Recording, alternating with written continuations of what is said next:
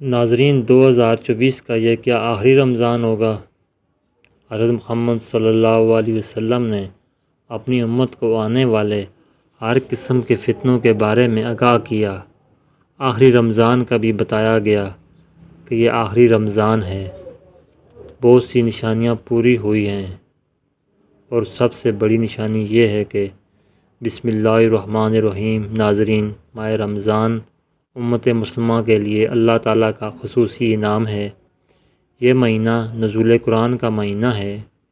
اس ماہ مبارک میں پروردگار کی خاص رحمتوں اور برکتوں کا نزول، فراخی رزق، ایک دوسرے کی خیر خواہی اور جنت میں داخل ہونے کے لیے اور جہنم سے نجات حاصل کرنے کے لیے کی جانے والی کاوشوں کا مہینہ ہے۔ آخری کتاب و شریعت کے نزول کے ساتھ ہی حضور صلی اللہ علیہ وسلم کو نبوت کی بشارت دی گئی۔ امت مسلمہ پر نازل ہونے والی اس انعام و کرام کی خوشی اور شکرانے کے طور پر مسلمانوں پر ایک ماہ کے روزے رکھ کر اضافی عبادت کا تحفہ ملا، اور پروردگار نے فرمایا، اے ایمان والو، تم پر اسی طرح روزے فرض کیے گئے ہیں جیسا تم سے پہلے لوگوں پر فرض کیے گئے تھے، تاکہ تم پرہیزگار بن جاؤ۔ اس آیت کریمہ سے وضاحت ہو رہی ہے کہ مسلمانوں سے پہلے بھی دیگر امتوں پر روزے فرض قرار دیے گئے تھے تاکہ وہ تقوی کے اعلیٰ درجات پر فائز ہو سکیں۔ رمضان المبارک کی اہمیت اور رسالت مآب حضور صلی اللہ علیہ وسلم کی اس حدیث مبارکہ سے بات واضح ہو رہی ہے کہ جس میں آپ صلی اللہ علیہ وسلم نے فرمایا کہ اگر معلوم ہو جائے کہ رمضان کی کیا اہمیت ہے تو امت کو تمنا رہے کہ سارا سال ہی روزے ہوں۔ رمضان المبارک کا یہ مقدس مہینہ ساری دنیا کے مسلمانوں کے لیے ذکر و فکر، تسبیح کثیر، تلاوت و نوافل اور صدقہ و خیرات کا باعث بنتا ہے۔ اس مہینے کو دنیا کا ہر مسلمان اپنے ایمان اور تقوی کے مطابق حصہ لے کر اپنے جسم و روح کے لیے تقویت کا سامان فراہم کرتا ہے۔ اسی طرح حضور صلی اللہ علیہ وسلم کی یہ حدیث مبارکہ کہ روزہ گناہوں سے بچنے کے لیے ڈال ہے۔ اس حدیث سے صاف واضح ہو رہا ہے کہ روزہ دار صرف اپنے آپ کو کھانے پینے سے ہی نہیں روکتا، بلکہ روزہ دار کو فحشہ گوئی، بیہودہ اعمال، لڑائی جھگڑا اور گالی گلوچ سے بھی پرہیز کرنے سے اجتناب کرنے کا حکم دیا ہے کہ اگر اس طرح کا کوئی معاملہ روزہ دار کو پیش آ جائے تو وہ مد مقابل کو صرف اتنا کہہ دے کہ میں روزے سے ہوں، اور وہ ایک بہت بڑی معاشرتی برائی سے بچ سکے گا، کیونکہ ایک طرف اگر نیک اعمال کرنا باعث اجر و ثواب ہے تو دوسری طرف برائیوں سے اپنے آپ کو بچانا بھی انتہائی اہم ہے۔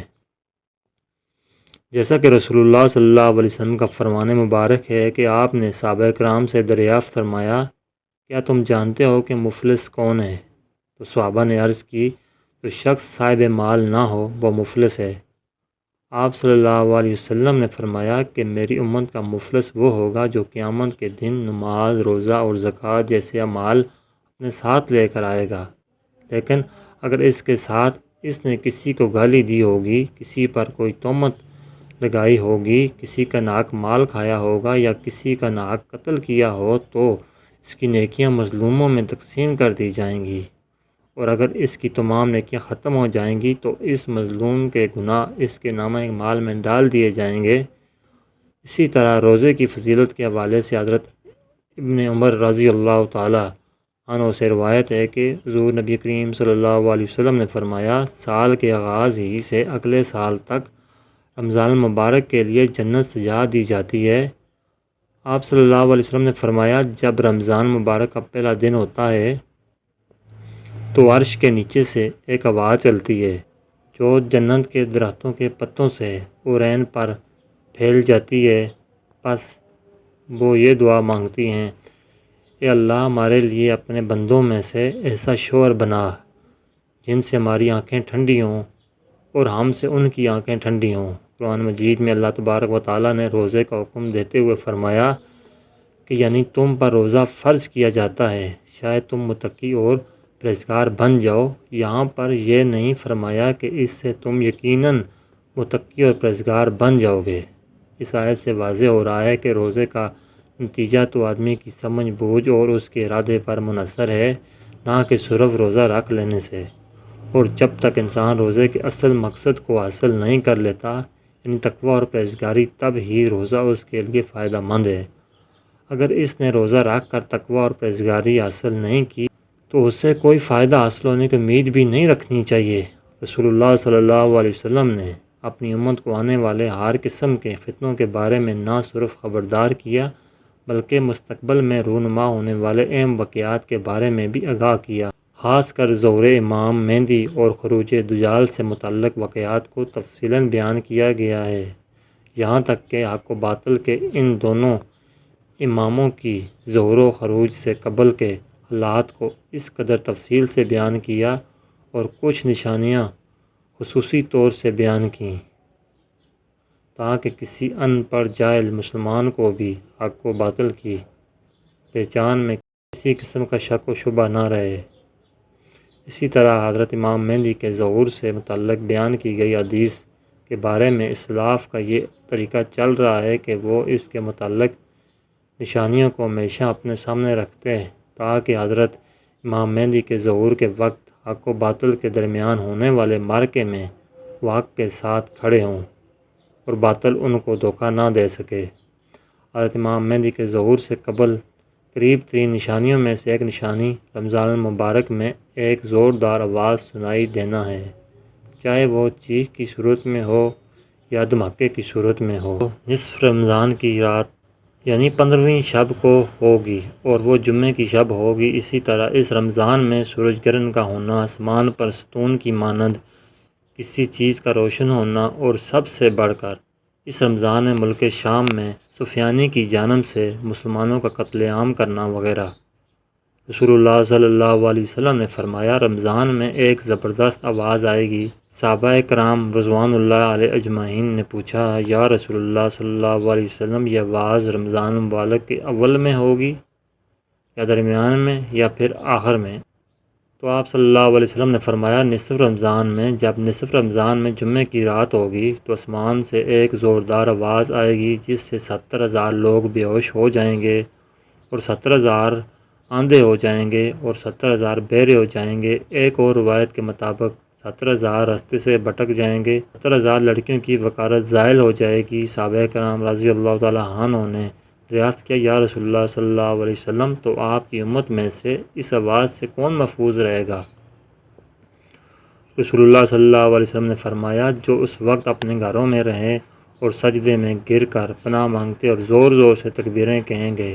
پھر اس کے بعد ایک اور آواز آئے گی۔ پہلی آواز حضرت جبرائیل علیہ السلام کی ہوگی اور دوسری آواز شیطان کی ہوگی۔ پھر فرمایا کہ واقعات کی ترتیب یہ ہوگی کہ آواز رمضان میں ہوگی۔ دراصل جنگ کی گرج یا شور شرابہ ہوگا جو کہ شوال کے مہینے میں ہوگا اور ذی القعدہ میں قبائل عرب بغاوت کریں گی اور ذی الحجہ میں حاجیوں کو لوٹا جائے گا۔ محرم کا مہینہ، محرم کا ابتدائی حصہ میری امت کے لیے آزمائش ہے، اس کا آخری حصہ میری امت کے لیے نجات ہے۔ اس دن وہ سواری بے ماں کا جاوے کہ اس پر سوار ہو کر مسلمان نجات پائے گا، اس کے لیے 1,00,000 سے زائد قیمت والا اس مکان سے بہتر ہوگی جہاں کھیل و تفریح کا سامان ہوگا۔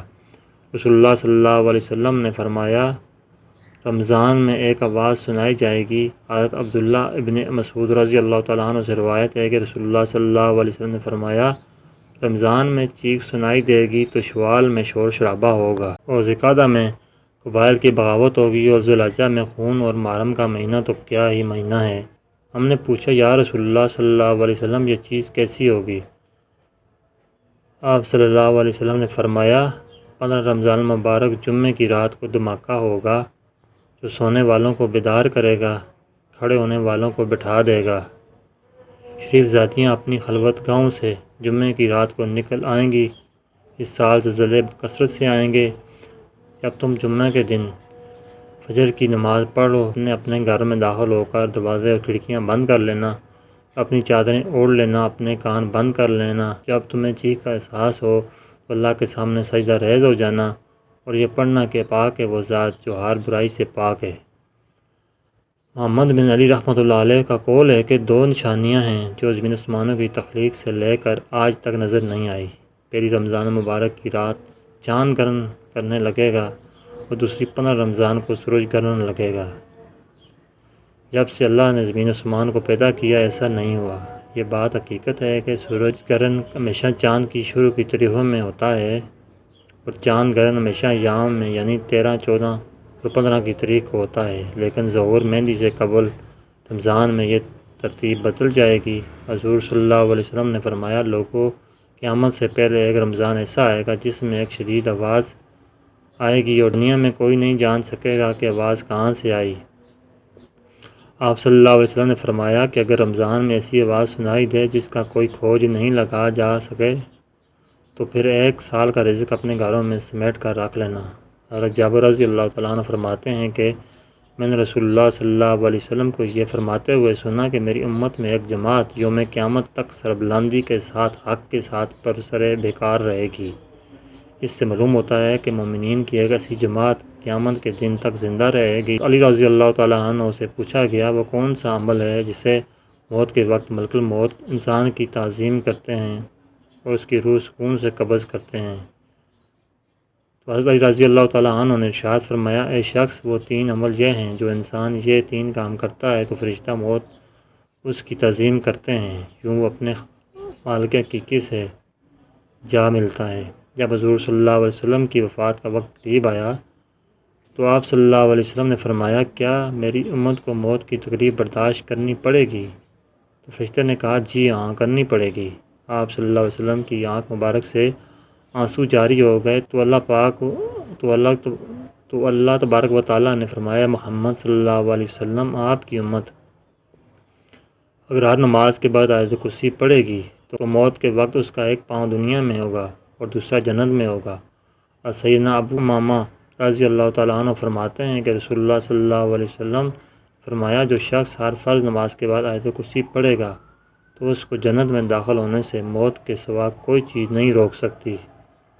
ام المومنین سیدہ عائشہ صدیقہ رضی اللہ تعالیٰ عنہا فرماتی ہیں کہ میں نے نبی کریم صلی اللہ علیہ وسلم کو دیکھا کہ جب آپ صلی اللہ علیہ وسلم سکرات الموت میں مبتلا تھے تو آپ علیہ السلام کے پاس پانی کا پیالہ رکھا تھا جس میں پانی تھا۔ آپ صلی اللہ علیہ وسلم پیالے میں اپنا ہاتھ ڈبوتے، اپنے چہرے مبارک پر پھیرتے اور یوں فرماتے، اللہ موت کی سختی دور کرنے کے ساتھ میری مدد فرما، اللہ رب العزت ہمیں بھی موت کی سختی سے محفوظ فرمائے، آمین۔ ناظرین، ویڈیو کو لائک کریں اور میرے چینل کو سبسکرائب کریں۔ ویڈیو دیکھنے کا شکریہ، جزاکم اللہ خیر۔